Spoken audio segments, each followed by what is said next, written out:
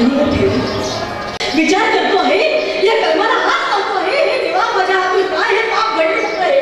प्राण जाय पर वचन न जाई, रघुकुल रीत सदा चली आई. प्राण जाय पर वचन न जाई, असा हा रघुकुलोत्पन्न राजा दशरथ निघाला.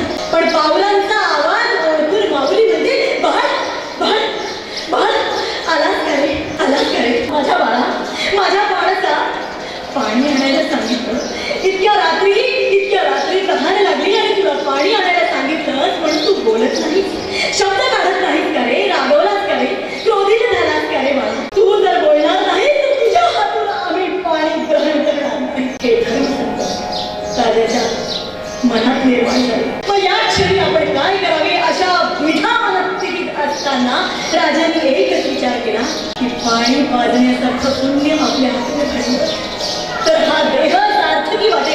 अहो, लाखो लोकांना जेवू घालण्याचं महान कार्य हे महान ट्रस्टी लोक करतात. असे लोक समाजात आहे. अहो, देव म्हणजे काय हो, तर या साक्षात मनुष्यांच्या रूपामध्ये परमेश्वर अवतरलेला आहे. म्हणूनच हे महान कार्य त्यांच्या हातून अनादिकाळ होत असतं. म्हणून सत्प्रवृत्ती असते, फक्त दुष्ट प्रवृत्तीचा नायनाट करायचा असतो. राजा विचार करतो आणि त्या क्षणी म्हणतो की पाणी पाजणं हे पुण्य आहे, त्यामुळे पाणी.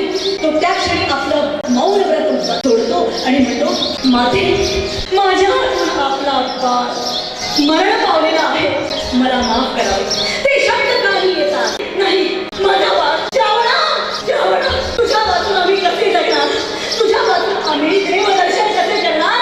तुझ्या वाचून आम्ही हा देह कसा झालो? ज्याप्रमाणे माझा बालक तडफडून आमचे देह ठेवणार आहोत, त्याप्रमाणे पुत्र करून मरशील ऐका. माता पित्यांचा शाप ऐकून राजा स्तब्ध झालेला आहे.